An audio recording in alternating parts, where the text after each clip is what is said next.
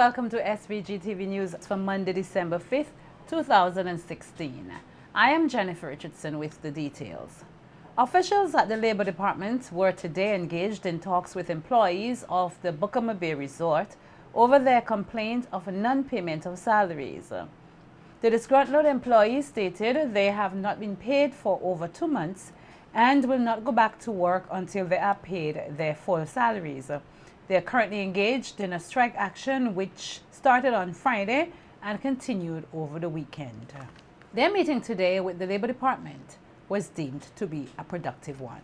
Nolisha Miller has more in this report. Buckama Bay Resort today followed through with a promise they made when speaking to SVG-TV News on their strike action outside the resort's gate on Friday, that they will take their case to the Labor Department. The meeting was held between many of the workers, Commissioner of the Labor Department, Narissa Gittins-McMillan, along with trade unionist Burns Bonady. One of the resort security officer, Dalwin Coombs, who on Friday said the strike action will continue until they are assured of their payments, said they took a strategic approach today in that while some of them were engaged in the meeting with the Labor Department, the majority remained on site at the resort to continue their protest action. Coombs said at the meeting with the Labor Department that they were given the opportunity to state their position and the conditions under which they had to work. He described the meeting as fruitful, and it was the first step in the right direction. Mr. Burns Bonady, he is here, and we have, as from what he is saying, we are getting a positive response. His response is that we have to deal with the matter urgently as from today. As today we deal with the matter urgently. Also with the Labor Department, they are doing best on what they can to solve our problem as soon as possible. Sympathizing with the employees, trade unionist Burns Bonady stated it is unacceptable for business owners to refuse to meet their obligations and commended the employees for continuing to work without pay. Noting that the resort has refused to answer every phone call made to them today by the Labor Department, Bonady stated that it was now necessary to take matters in their hands and that they would go directly to the resort in an effort to understand why employees are not being paid. We exhausted all the various areas, and one of the most important things, of course, has to do with the non-payment of salary of the employees. It's very difficult because I believe that I have an idea why monies are not forthcoming. We're trying to get in touch with the management. They're avoiding speaking to anybody. And I suggested to the Labor Commissioner that we do visit the resort today, and we must be able to speak to someone. Today at the resort, the frustrated employees were out in their numbers, following through with their strike action. And since Friday, their stories have not changed, stressing they would not return to work without their salaries being paid. But you hope and right now, man, you cheat and you hope can't do this no longer. I have an intention of paying us in full for a very, very long time. Constantly it's just repeats a bit, and sometimes not everybody. Some people wait until in the other month pass before they can complete a salary, and that is going on for quite some time now, a very long time. And all that we say now, it's full time for us to get our full pay, and we're requiring all of our money, our full pay, not a bit. And then going around in circles the other month, doing the same thing. I don't have a wife, I don't have kids, but honestly, I need to eat. I have a beg for me. Friend of them. Right now, I don't forget like a park and anything. No, I feel a joke. Me owe, as God, me owe people. When you have a passion for something, you will do it because you expect to be paid. You would have signed a contract saying when you're supposed to be paid. But then, because you love what you do, you would still come. The strike action has not gone unnoticed to the resort's guests, and they were not afraid to speak out on the lackluster services they say they have been receiving as a result of the situation. While they do not doubt that this country is beyond beautiful, the resort's guests simply say they are not getting their money's worth. When we arrived here at this destination, which is totally beautiful, but most islands that we could have gone to, Puerto Rico, Bahamas, and had gotten what we initially paid for, is what makes this trip not as enjoyable as some other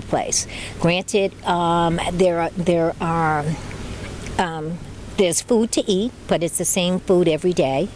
The times that you get here, there's nothing on the beach. There's no activities, no sailing, no scuba diving, no place for children to play. Your rooms are never attended to, which is kind of tough. So that makes the stay less enjoyable. We thought, as we'd been here before, that this was perfect time just to relax on the beach. But it's so disappointing. The coffee shop has been closed a lot of the time. Restaurants closed. The restaurant, yes. Have a say, Phil. Yeah, the restaurant's been closed. 7 days we've been here and it's been open 2 days. I'm very disappointed in Harlequin for mismanaging a situation. This is a beautiful place. It shouldn't be like this. It should be. They have a gold mine if they want it. They should be looking after the people to look after the people here.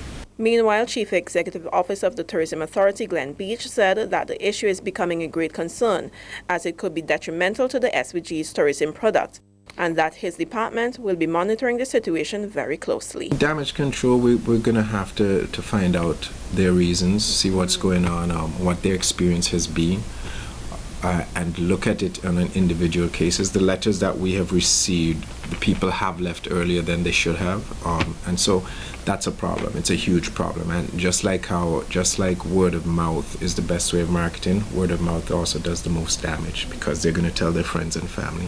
In terms of moving forward, we have to get the little things right, and these are part of the little things that we need to put in place and understand that one bad experience can do a lot more damage than people realize. An unexpected visit was paid to the resort's general manager, Galen Collins-Crick, today by Commissioner of the Labor Department, Nerissa Gittins-Macmillan, along with trade unionist Burns Bonady. SVG-TV News will bring you more on the outcome of this visit in its subsequent newscast. Nolisha Miller, The Evening News.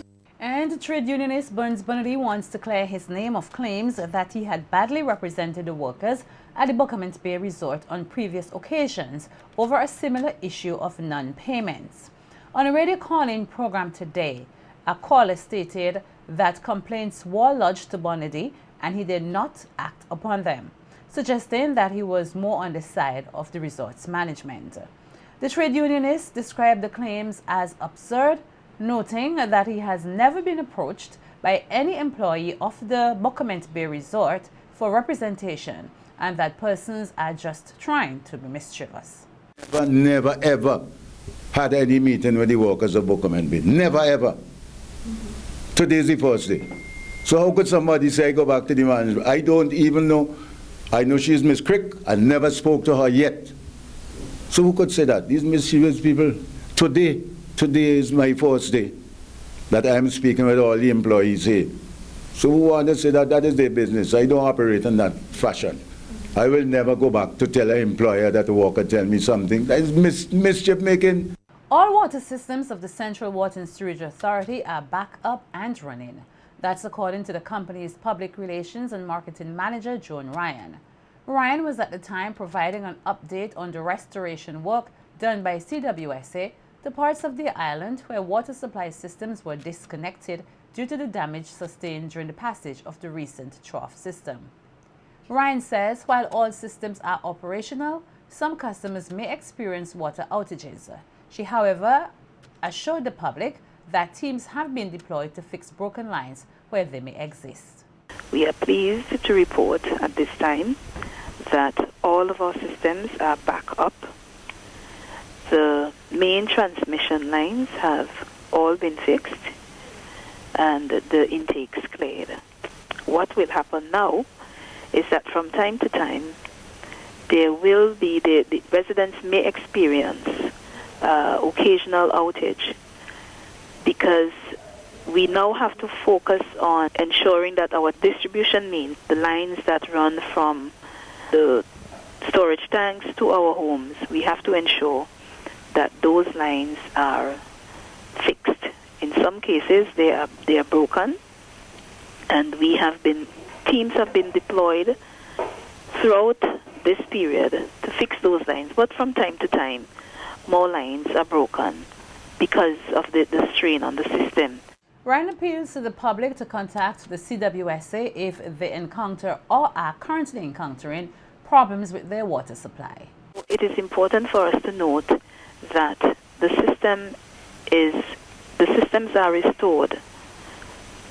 However, the distribution system, there would be problems throughout, maybe perhaps over the next few days or so, as we seek to ensure that all broken pipes are dealt with. So we continue to ask the public to call us and let us know if you're having problems, if you have water or not, so that we can deal with those problems. Those areas that are still experiencing outage now, please bear with us as we continue to work with you in ensuring that you receive water. Ryan expresses gratitude for the hard work and dedication showed by the staff of CWSA as they worked tirelessly to repair damaged water systems in the affected areas. See how very proud we are from a Central Water and Sewage Authority standpoint of our staff for the kind of work that they have put in over the past several weeks. It is important to note that St. Vincent and the Grenadines have been experiencing heavy rains due to whether it's a wave or a trough system, Tropical Storm Matthew from the 26th of September or so up until the present time. There has been some sort of system that has brought heavy rains here on St. Vincent and the Grenadines. And calls have been made for farmers to utilize proper soil management and desist from illegal farming and other bad practices. The call was made by Director of Forestry Fitzgerald Providence while speaking with SVG-TV News on the harmful effects of the illegal farming which has been occurring particularly in the north of the island. Providence noted that the soils in the northern areas, specifically on the slopes of the volcano mountain, are young and can easily be moved, causing flooding and landslides due to continuous rain and bad farming practices. In terms of farming in the upper watershed areas, particularly on the slopes of the volcano and on the steep slopes north of the dry river, the Rabaca Dry River, when there's illegal farming, that soil is very young and what we will call friable soil, in that it's more sandy and can easily move if disturbed. So when you have illegal activities on those young soils where there's not much of a deep organic matter layer which helps also to hold the soil together, they would be easily moved during heavy rains and especially when the earth is very saturated. So those soils would be easily eroded, and as they go downstream they will also erode bank sides, which will cause logs and trees to come in, and so it would be a multiplying effect as the water moves down the water courses. Providence advised farmers to utilize proper soil management techniques in order to reduce and prevent the impact of flooding. In terms of the erosion, also farming along the lower middle basin watershed areas, we encourage farmers to walk the land properly with the guidance of the agricultural technicians, and also to keep a buffer on your stream banks. Even if it's a dry river, you make sure you don't plant or remove vegetation from protecting that waterway. Because once there's water moving in these friable soils, they tend to move and erode quickly. So in terms of these impacts of heavy rains on these soils, it's important for us to manage our soils so that we can protect and reduce the impact of flooding events. Providence also advised against illegal farming practices and added that the department has been looking at alternative livelihood opportunities for such farmers. We have looked at projects to look at other alternative livelihood opportunities away from these bad practices of farming in these areas. Because it's illegal not only because of the crop that is grown, but also the area that is grown in terms of it is usually in areas that should be retained as forest reserve and not be disturbed because of the importance in the upper watershed area and because of the impact that can happen when they are removed, when vegetation is removed from these areas. So we look at livelihood opportunities away from the illegal farming, and there's a lot of opportunities of doing things correctly downslope and not going into the upper watershed areas. And because it's illegal both in terms of deforestation and also the illegal crop, we ask persons not to do that, and once they're caught, they can be prosecuted by law. A ceremony to mark the reopening of the now refurbished Mental Health Rehabilitation Center will take place tomorrow at the facility at Villa. The ceremony is expected to begin at 3 p.m. The substantial renovations were done as part of the 10th European Development Fund modernization of the health sector project. It was done at a cost of just over $4 million as part of the Ministry of Health, Wellness and the Environment modernization thrust. According to the ministry, the facility is meant to continue to be a site of temporary treatment and care in a manner akin to the treatment provided at the Milton Cater Memorial Hospital. During tomorrow's reopening ceremony, addresses will be given by Prime Minister Dr. Ralph Gonsalves, Minister of Health, Wellness and the Environment Luke Brown, Parliamentary Representative for East St. George Camilla Gonsalves, the Senior Nursing Officer in Mental Health, as well as a representative of the European Union. Deemed as one of the greatest revolutionary leaders in the world, the late President of Cuba, Fidel Castro, has left a legacy not only in his country, but throughout the world for his exemplary leadership and acts of solidarity. In light of Castro's passing on Saturday, November 26, 2016, a panel discussion was held on Sunday on the Issues at Hand radio program, where panelists shared their views on the life and legacy of the late Cuban leader. Chief Executive Officer of VINLEC and member of the St. Vincent Cuba Friendship Society, Tony Myers, said Castro was a leader who stood to his beliefs, lifting his people to higher standards by expanding their abilities and opportunities. He later shared with the rest of the world. He says, this revolution will never lie to the people. And as revolutionaries, we must never lie to our people. When you have a society that is making drastic changes, and you can convince your people that at every moment in time, you're doing what is in their interest. You may make mistakes, but you're not lying.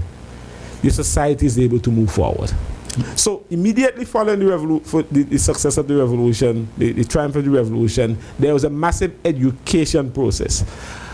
And Fidel recognized the importance of education. And I think that's where one of his first outreach to developing and third world countries was to ensure that their societies were able to also develop from an educational point of view. So from the 1960s, while Cuba was building its infrastructure in education and attempting to educate its people through all kinds of means and methods, they were also offering scholarships, not to Caribbean countries at that point in time, but to countries all over the world to educate their people. Stressing the need for more persons, especially students, to show solidarity to Cuba and its developmental efforts, Cuban graduate Angela Idisha Jackson said she admired Cuba's sense of sharing its resources for the betterment of other countries. We have one basket of stuff, and we're going to keep 3/4 for ourselves, and we're going to share 1/4 to persons around the world. You understand? So we had the opportunity of sharing as an individual. We were not treated as second-class citizens. We were treated equally, and I must say sometimes even a little bit better, because it made sure that we are always well taken care of as students in the country.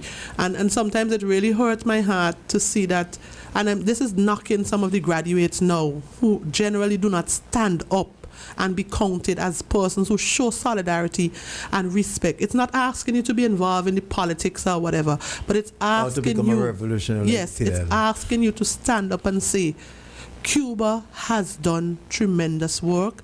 I am a beneficiary for this, and I am now saying thank you, and I show my solidarity and support in the activities they have, in sharing whenever needs to be sharing. Our time in Cuba, persons had the opportunity to become professionals, not having to owe one dollar for your university degree.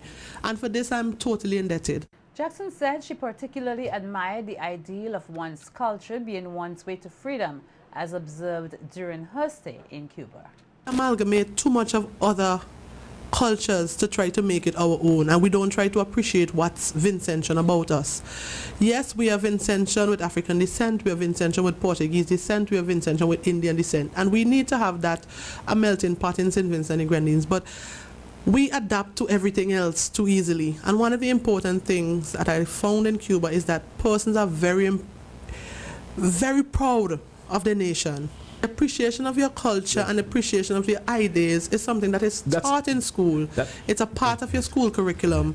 Children learn from the earliest age who are the national heroes, what makes them a Cuban, they learn about the makeup of the states, they learn what's are in each province, they learn so much about their history that they're so absorbed, they're soaked up like sponge with information about their country.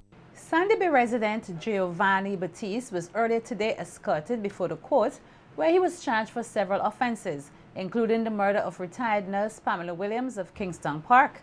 He was not allowed to plead to the charges and was remanded in custody.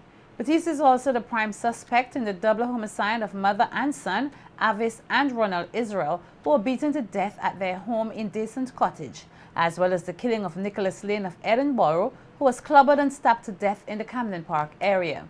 The accused had spent weeks in the Milton Cater Memorial Hospital nursing wounds inflicted upon him by civilians after his suspected killing rampage.